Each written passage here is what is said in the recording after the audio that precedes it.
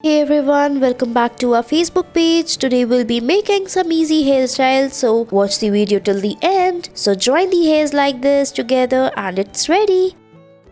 Next, divide the hairs into small sections, then rotate it using this hairstyling tool. After rotating it, we will fix it as shown in the video. Tie them, make the plaits, fold it and it's ready.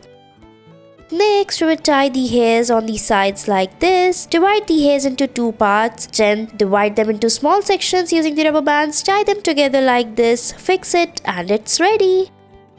Next, tie the hairs like this. Make the plaits on the left side. Now fix it on the right side all together, joining them. Now make the plaits on the right side. Tie it on the top, make a bun and it's ready. Next, tie the hairs like this. Now divide them into small sections. Now tie it and then rotate it like this. After that, we will tie the plaits and fix it on the top. Now make the plaits on the sides, roll it and it's ready.